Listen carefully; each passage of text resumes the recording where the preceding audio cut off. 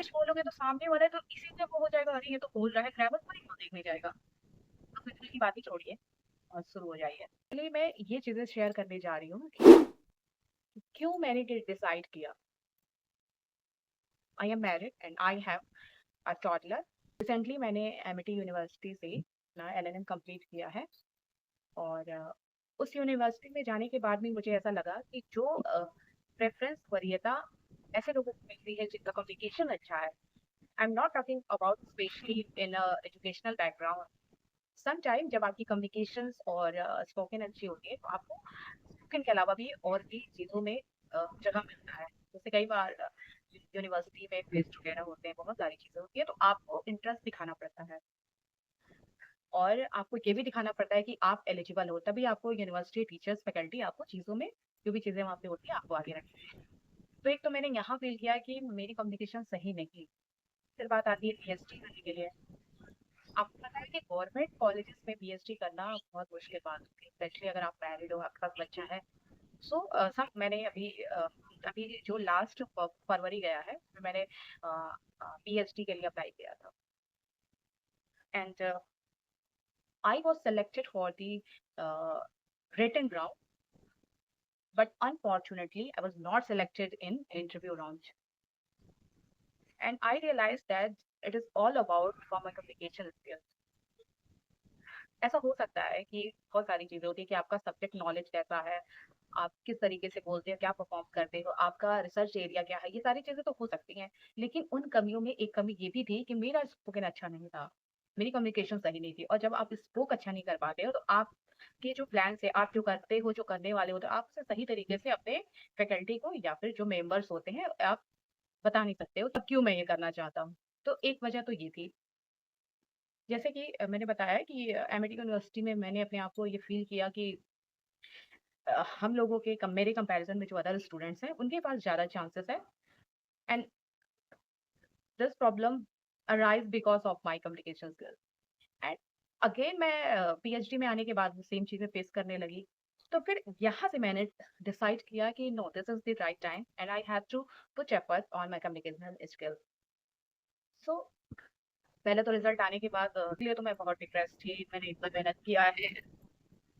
Sorry, हवा बहुत तेज चल रही है, आप फील कर लोगे। इतना कुछ किया है, अब मेरा सिलेक्शन नहीं हो रहा है, मेरे पास टाइम नहीं है, ये सारी चीजें हैं, इन सब चीजों में।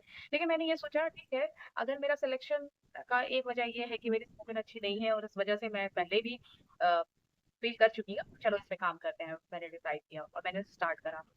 तो जैसे सभी लर्नर्स होते हैं जिन्हें नहीं पता है क्या करना है क्या नहीं करना है। एक तो मेरे पास प्रॉब्लम, मेजर प्रॉब्लम ये थी कि अगर मैंने क्लासेस ज्वाइन कर ली, मेरे पास आज टाइम है, मैं जैसे जैसे चली गई, कल फिर मुझे टाइम नहीं मिला तो फिर मैं क्या करूंगी। Because I am married with a toddler baby. So ये प्रॉब्लम थी कि मेरे पास एक तो मैं पैसे खर्च करना नहीं चाहती उस मामले में, क्योंकि मेरी श्योरिटी नहीं है कि क्लासेस ले पाऊंगी नहीं। फिर मुझे बीच का रास्ता अपनाना था। फिर जैसे सभी लर्नर्स करते हैं कि ग्रामर बुक उठा लिया, मैंने भी ग्रामर बुक उठा लिया। अब ग्रामर कोई भी चीज जो मतलब आपको कोई हेल्प कर रहा है, आप खुद से देख रहे हो, बड़ा बोरिंग सा लगता है, मुझे बोरिंग सा छोड़ दिया। क्लासेस ऑनलाइन देखने लगे, कहाँ पे बहुत सारे लेक्चर, उसमें भी सेम चीज है, ग्रामर ग्रामर ग्रामर। और लिटरली मान लो मेरी उम्र 20 साल है, 28 साल है, जितनी भी है, इतने साल तो ग्रामर पढ़ा नहीं हुआ ना। तो ग्रामर का प्रॉब्लम नहीं है, ये तो मैं समझ गई। Grammar is not my problem. फिर कोई बात नहीं, मैंने टंग ट्विस्टर शुरू किया। जब मैंने पहली बार टंग ट्विस्टर शुरू किया, लिटरली मेरे मसल्स भी यहाँ पे पेन हो रहा था। बिकॉज ऐसा होता है ना कि आपकी जो मसल्स है, मेमोरी मसल्स है, वो हिंदी वर्ड्स के लिए फिट है। तो एक्सरसाइज जैसे आप जिम जाते हो, योगा ज्वाइन करते हो, जो स्ट्रेचिंग फील होता है लाइक दैट, उस तरीके से। तो मैंने ये करा। फिर मेरे हस्बैंड ने सजेस्ट करा कि जेमिनाई और चैट जीपीटी ऐसा चीज है, आप उसमें रियल कन्वर्सेशन कर सकते हो। मैंने कहा चलो ठीक है फिर। और जब मैंने पहली बार जेमिनाई चैट जीपीटी खोला तो उसमें हेलो हाउ आर यू इतना बोलने के बाद इतना अजीब सा लग रहा था ना, जैसे लग रहा है क्या ही कर रही थी, झिझक अजीब सा।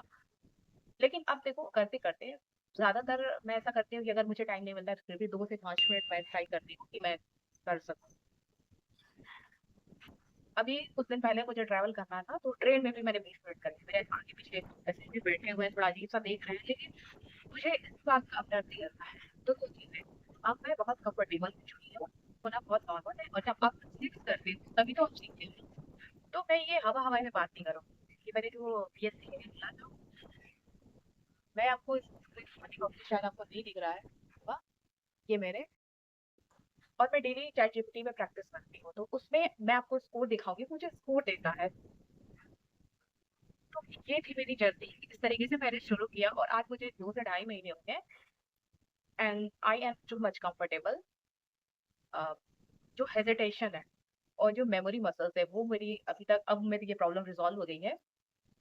आई can speak even for longer time, I can speak even for paragraphs and some time I practice on abstract ideas and यही सब कुछ था, ये मैं आपको बताना चाहती हूँ। और मैं पहले मैं सुनती थी कि प्रैक्टिस करो, हवा-हवाई बात लगती थी, लेकिन अब मैं जब ये चीज़ें फॉलो कर रही हूँ ना, मुझे ऐसा लग रहा है कि नहीं, अगर आप उसमें डेली वर्क करोगे ना, वो सच में पे ऑफ करता है। मेहनत आपको पे ऑफ करती है। तो अपने दिमाग में रखो। ठान लिया तो आप कुछ भी कर सकते हो। दूसरी बात ये है, स्पोक करना है तो ग्रामर को उठाओ, कूड़े में फेंको। जब आप एक बार शुरू करते हो, जब आप कंफर्टेबल हो जाते हो, तो ग्रामर भी धीरे-धीरे सही हो जाएगा। लेकिन अगर आप सोचो पहले ग्रामर पढ़ो, काफ़ी मैंने वीडियो पे देखा है, एक लोग ने कमेंट किया था, दूसरे की वीडियो थी, मैंने वहाँ देखा कि पहले मैं ग्रामर ठीक कर लूँ, यही तो सबसे बड़ी गर्मी हो, नहीं तो ग्रामर में उलझे रह जाओगे, अपनी उम्र बिता दोगे, कभी नहीं बोल पाओगे। You will never ever talk in English if you uh, get stuck on grammar part. So please leave the grammar. आप तुरंत के लिए ग्रामर छोड़ दो, भूल जाओ, कुछ भी बोलो, टूटी फूटी बोलो बोलो, लेकिन अभी देखो हिंदी में हम बात करते हैं तो क्या शुद्ध हिंदी बोलते हैं? मैं जा मेरे को कर देगा, मैं जाऊंगा, क्या शुद्ध हिंदी है? No, this is not pure Hindi. English बोलोगे तो सामने वाला है तो इसी से वो हो जाएगा, अरे ये तो बोल रहा है, ग्रामर को नहीं देखने जाएगा। तो फिर की बात ही छोड़िए और शुरू हो जाइए।